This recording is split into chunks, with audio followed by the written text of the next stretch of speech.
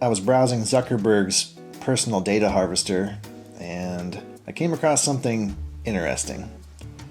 So I grabbed the kiddo and we did a quick recon.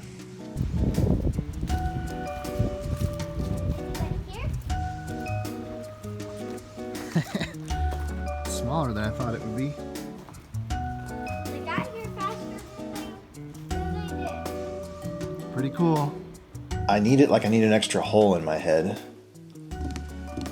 But it's pretty cool. Where are you gonna find another one? Hey. Can I buy an abandoned 2-ton forestry robot? Why not?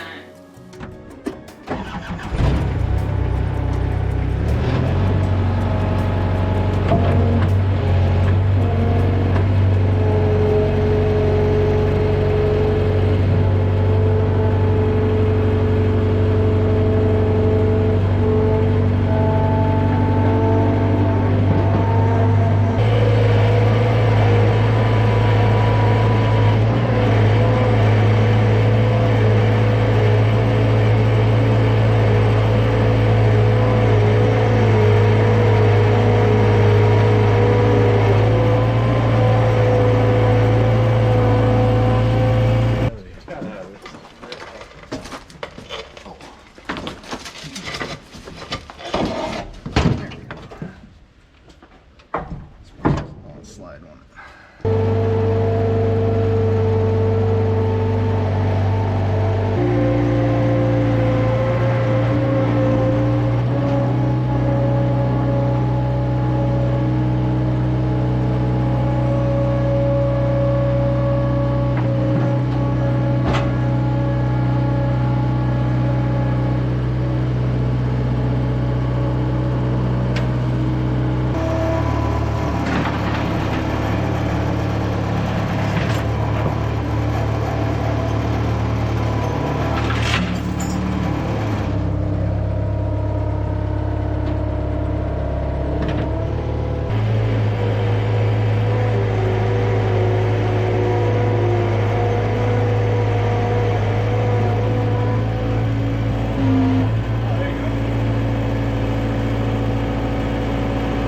Off the ground?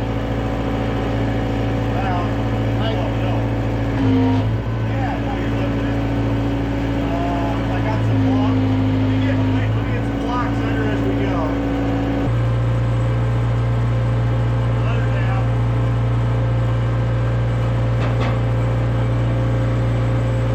Need to raise the blade. Raise the blade and lift these here.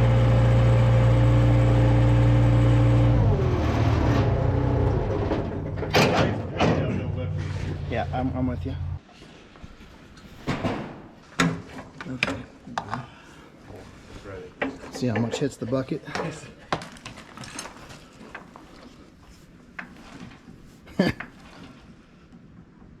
Yeah, we'll have to loosen the bottom too. Okay. That'll work. It won't matter. We'll bring it up a little and then we'll move the box. The challenge here is that the machine doesn't roll. It's hydrostatic drive, so the tracks are essentially locked in place. And I did find out later there's a way to unlock the drive motors, but I couldn't figure it out at the time. So we're going to have to drag it onto the trailer. Oh yeah. Coming up. Yep. We gotta be careful we don't have it try to slide forward in the gravel. I don't think we got to go too much further. I don't either. In fact, we can't go much further because the blade's going to hit. Oh, Alright, I think that's good enough. okay. All right, so let's leave the blocks for the moment and I'll get the trailer back in. Right. And then as we get closer, we'll take the blocks out. Doing something you never do on video, backing up a trailer.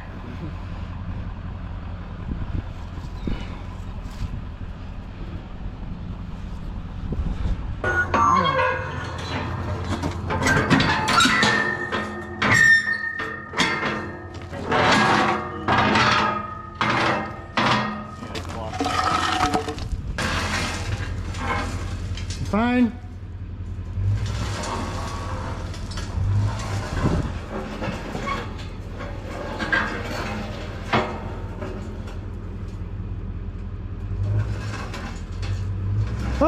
Whoa! That's good. That's as good as we're gonna get it, I think. That don't look too bad, was it? Nope. Not bad at all. Okay, are we ready? Yep. Yes. Yeah, now the trouble we got is I'm gonna try to slide it forward. it's gonna slide into the bucket more. No, you're on it. No, I think you got it.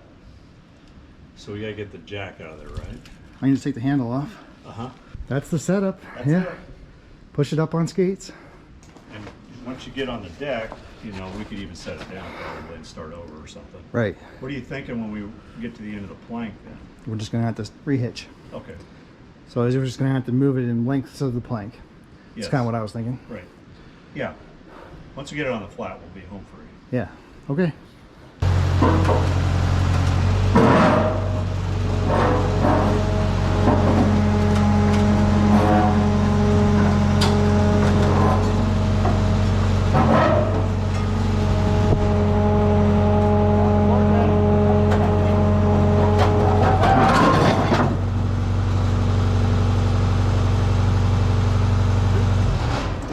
Yeah, there wasn't any stopping that.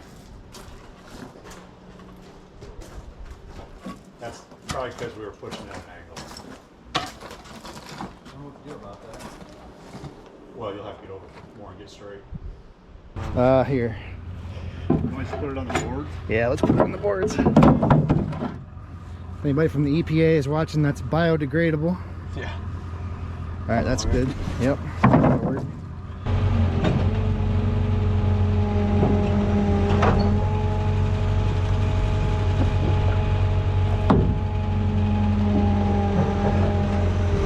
Wait. I can actually lift it. Lift her on, man. A little more and they'll center over. Oh, wait.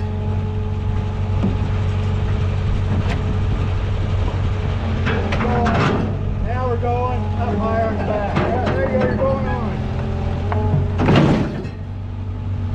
What was that? Oh, it was on the tracks and it slipped from the track. Oh, the bucket came out. Yeah. It's alright, you're alright. Go, we're on, man. Whoa, wait, whoa. I'm gonna hit this plywood. I'm gonna hand me that bar. Go. Keep coming. Put her on, man. All the way. Keep going, climb the ramps. Put her on. Go. More.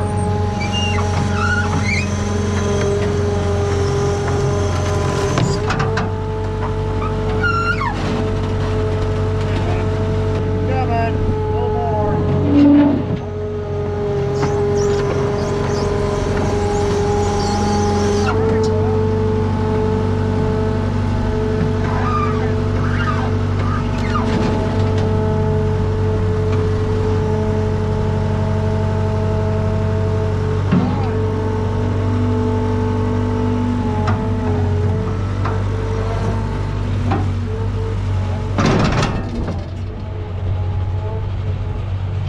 That'll be fine. That's fine. I don't think we need to do nothing else to you. Just put a strap on it and go. Yeah. It's on. Fantastic, It guys. can't go anywhere. Thank you so much for helping Yeah, us. you're good help, man. You got a smile on your face all the time. That's what we like. Cool. Might be able to get home before dark. Got some weight on the tongue of that thing. It's heavy. It's all right. We'll be all right. We'll go the whole day. Yeah, now you're really off the ground. That'll be all right. You're off. You're clear off now. Okay, well, watch for me. I'll back it up.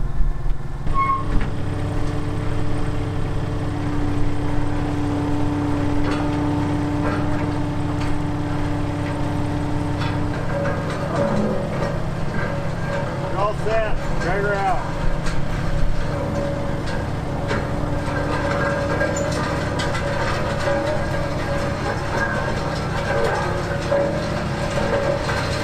Yeah, don't go up. Come here. Hey.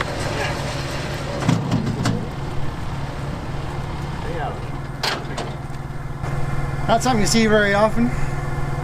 I could fall off there now and not hurt anything. I wouldn't really want to do that.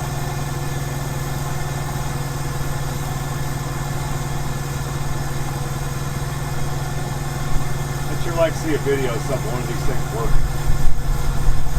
I can't even find a data plate or a serial number or manufacturer on it anywhere. That's weird. There's got to be something, doesn't there? Where are you going to put it? I mean, where do you want it? Just put it beside the shop, I guess. Can't put it inside yet. I can pick it up from the bottom now. Put it on some blocks. You want to do that now? Yeah.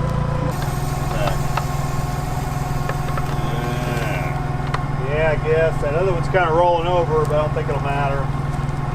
Yeah, that's all right. Bring her down. You can't go nowhere. Okay.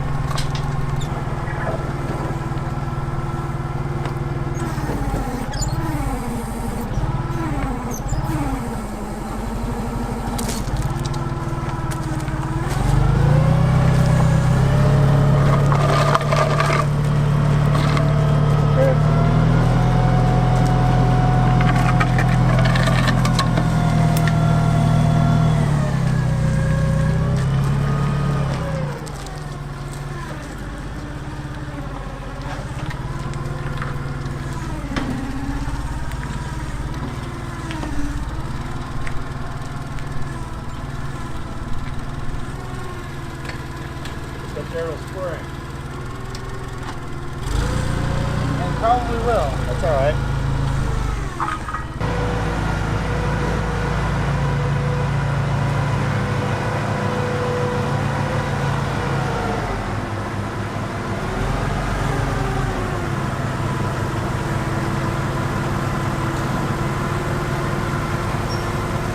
I bet you've never seen one of these before. I've never seen anything like it.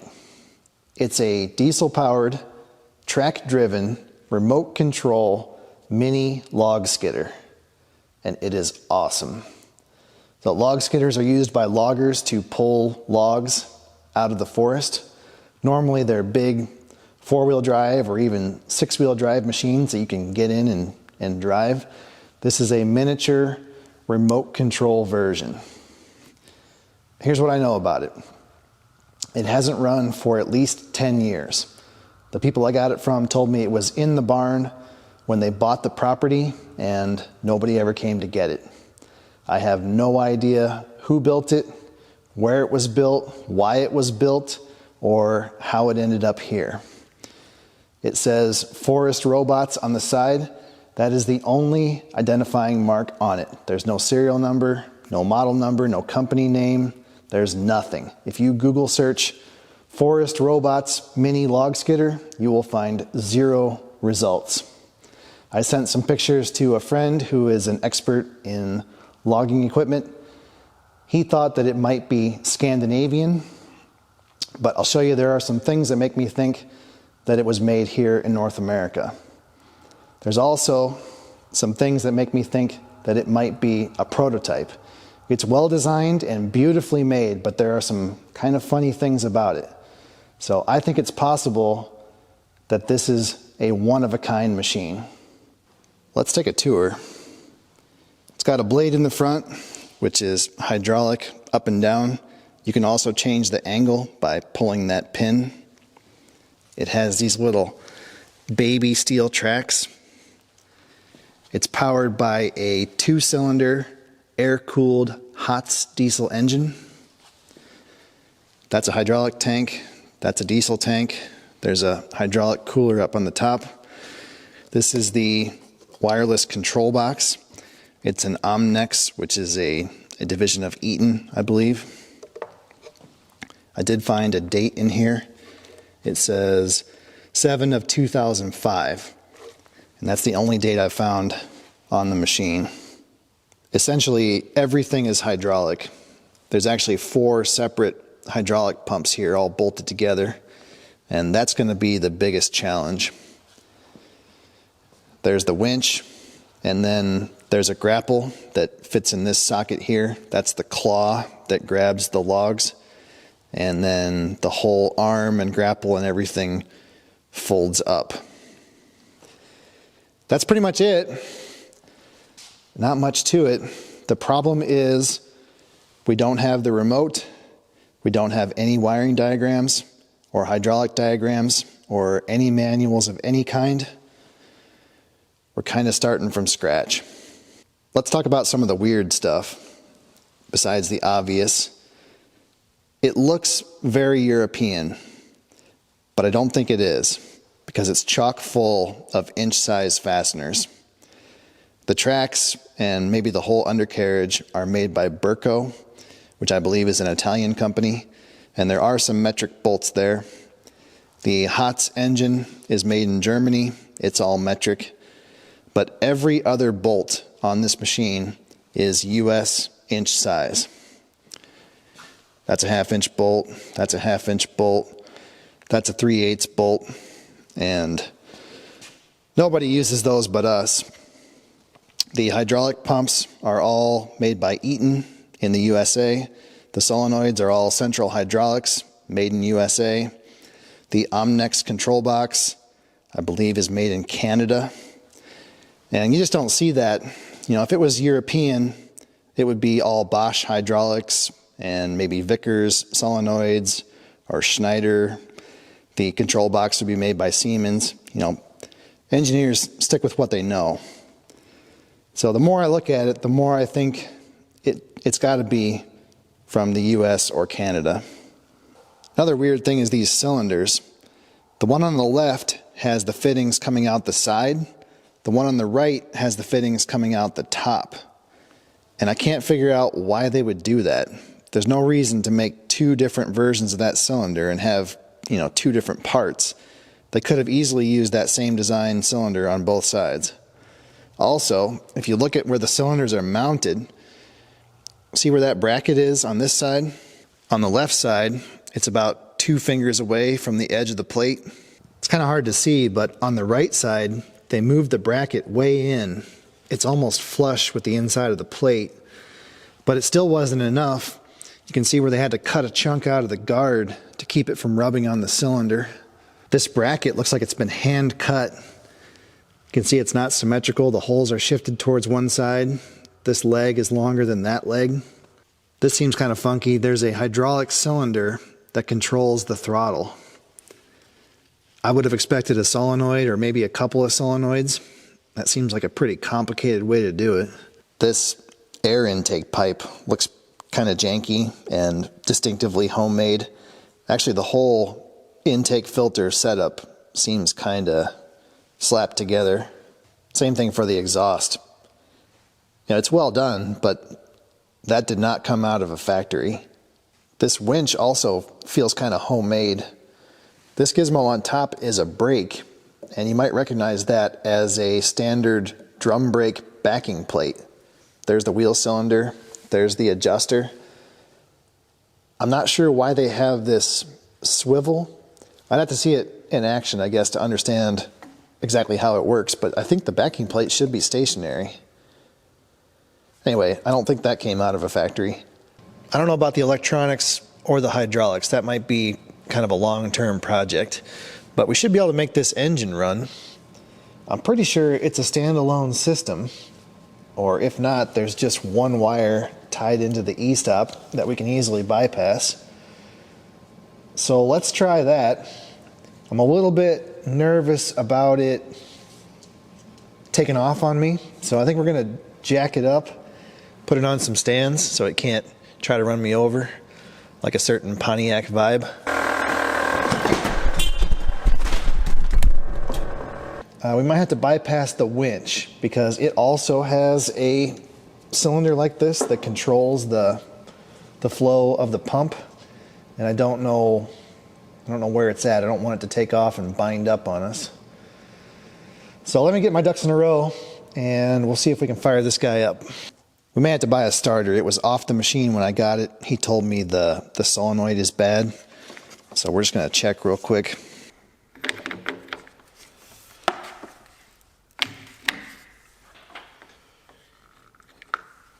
Okay, I think the signal terminal is over here.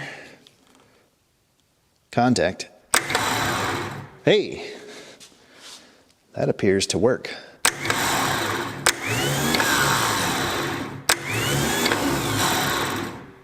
Okay. I don't see anything wrong with that. So we'll put it back in.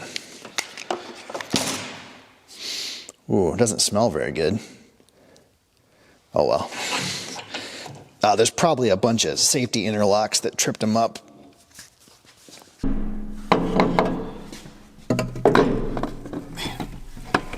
Seems like a hell of a big starter for such a small engine.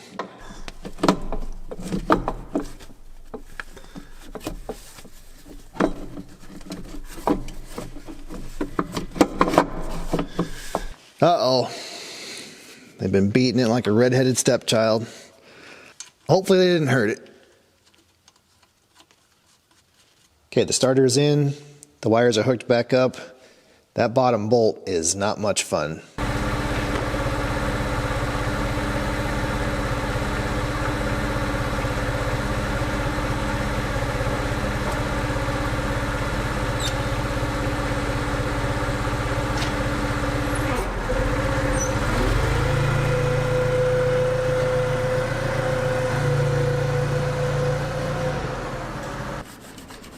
This battery is 12 years old, so there's no way it's any good.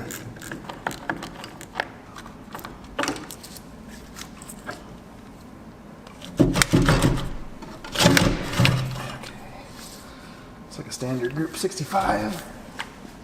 Got a fresh-ish one here. That sucks. There we go. It has failed the Dirt Perfect used equipment evaluation. The battery hold down is missing. Looks like there was just a rod that went through there. Might be kind of important.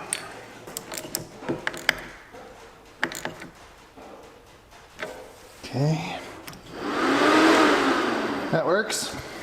If I flip this switch, I get flashy lights. So it's doing something, at least powering up, but I still have nothing here. So we probably have an E-stop that's not being reset. No power. Got power there. So what if we just jumped it? Take that one off. Okay. That's on. Now, what happens? Haha. Okay, now according to the manual, if it flashes like this, that's supposed to mean that it has an electronic shutdown. So if we get in trouble, we should be able to just turn the key and it should shut off. We can also shut it down using the lever, which will just kill the fuel to the pump. We better fill the hydraulic tank because I know it's empty. I don't want to run the pumps dry. Put some fuel in it and see if it'll start.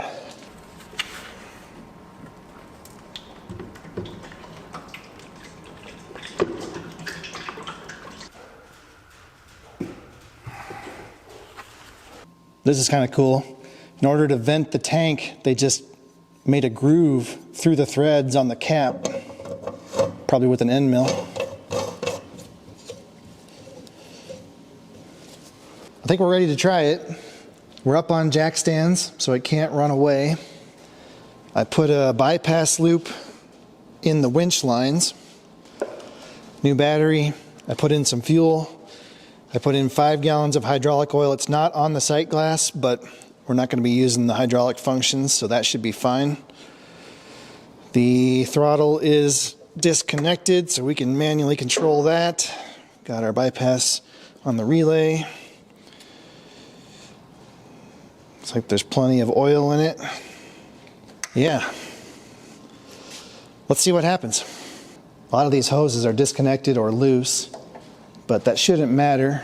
I think all the solenoid valves should go back to neutral without power. So let's just see what happens here. Oh yeah, we need power to our jumper. So this should be in the stop position. I don't think this has a compression release. So I'm gonna step back and we're gonna crank it.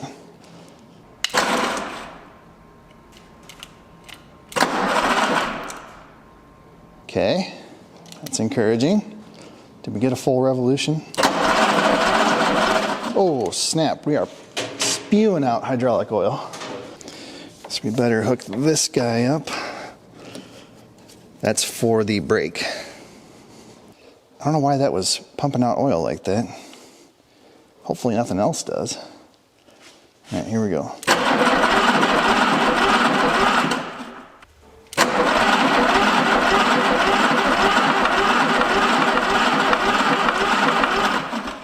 Don't see any smoke.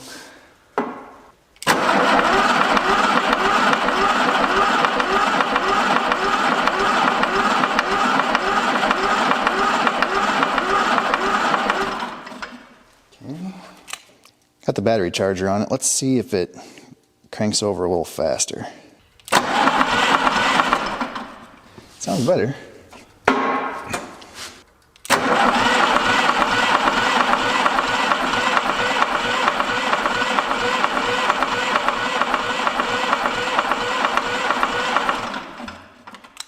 All right, well, I know it's getting some fuel because it's leaking out of the return line there.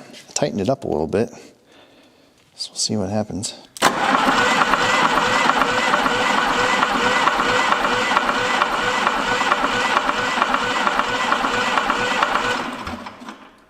Nothing.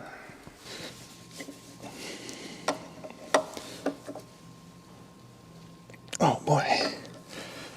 Yeah, somebody's been here before.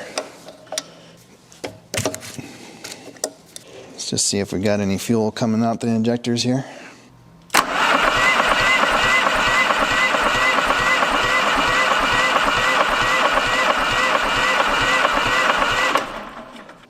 Nothing. But this hose is leaking like crazy. Got something moving around up here. It appears the Germans have made it just about impossible for humans to get into these side covers, but it doesn't appear to be a problem for rodents. Yeah, that's pretty nasty. Really nasty. So we're probably going to find some chewed up wires and maybe some nasty corrosion and stuff. Probably a good thing that we got in here though, because it would have been getting pretty hot with a big old mouse nest in there.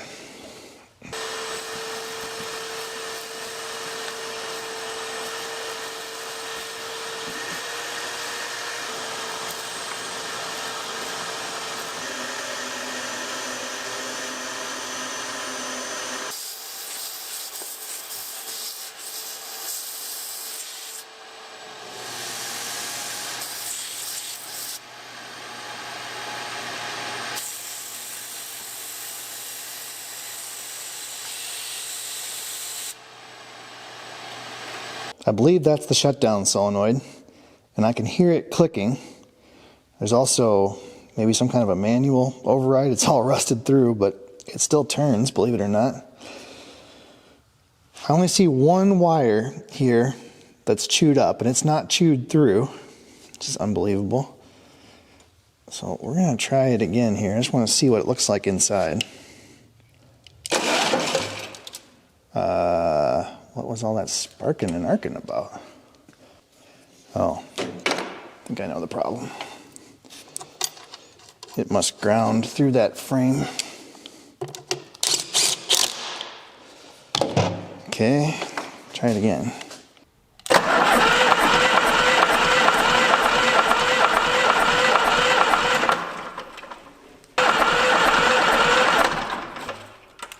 All right, well, I guess I know the mechanical fuel pump is pumping, and there's fuel getting to these injection pump units, but it doesn't appear to be getting from there to the injectors. I'm not sure why.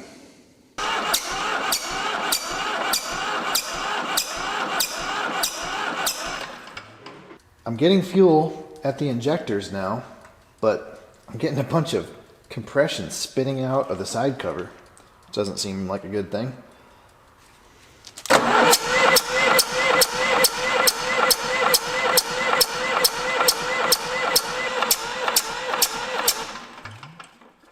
Yeah, I don't know.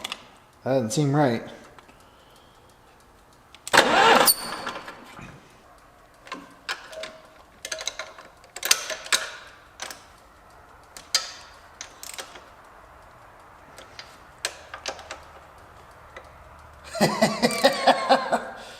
Well, there's your problem. I'm not an expert about hot diesel engines, but I think the head bolts are supposed to be tight. Wonder what the torque spec is. I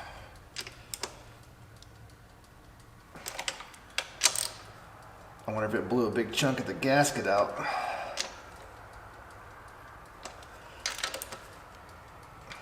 I don't know. Guess we'll find out. Let's see if it sounds any different. Hey, there you go. That's what it's supposed to sound like. Why doesn't it run? Come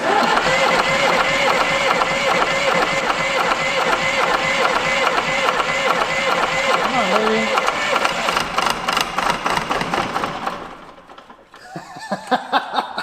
It's gonna go.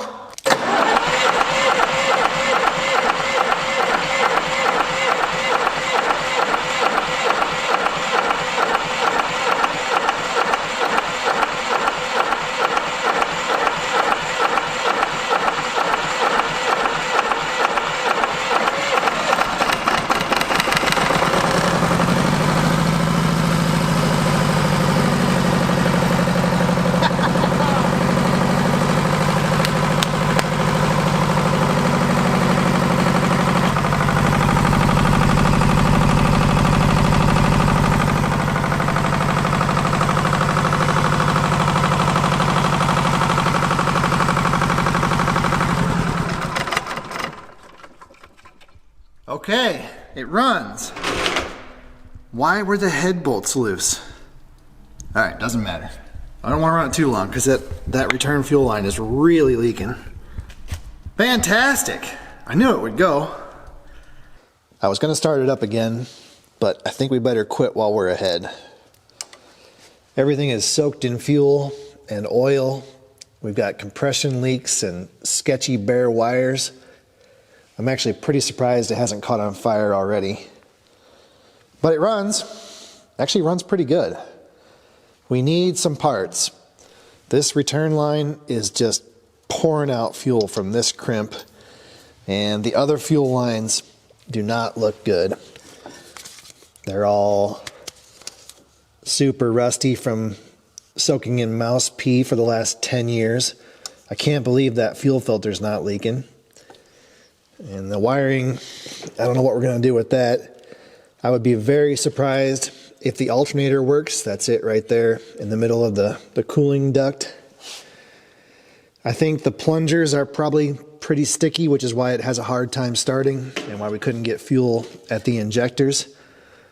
The shutdown solenoid also seems kind of sticky. But if we can get it running, it might kind of come out of that. So I'll have to see about parts. I have no idea where to get parts for a hot diesel engine. I've never worked on one before. I know they're pretty popular, especially on like small rollers and pumps and generators. Guess we'll see. Like I said, the engine is the least of our problems. This section right here is going to be a challenge.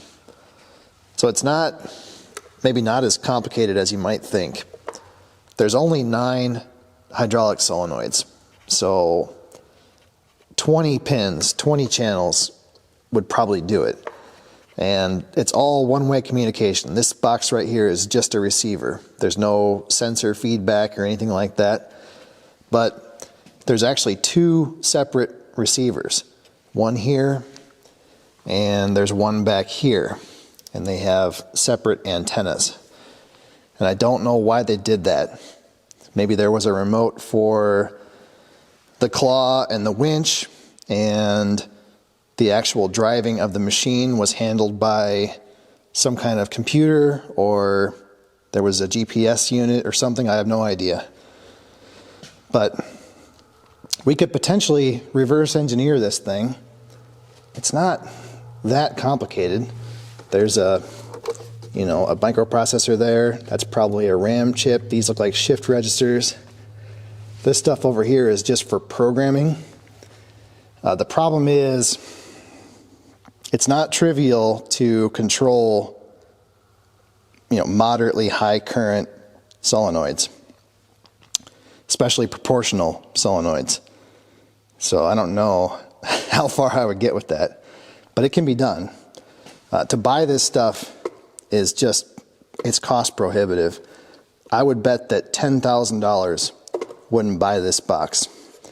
And if we had to buy 2 remotes, those are as expensive as this box. Plus we don't know, how it's set up or, what functions it really needs. We're really just kind of stabbing in the dark. It runs, and that is awesome.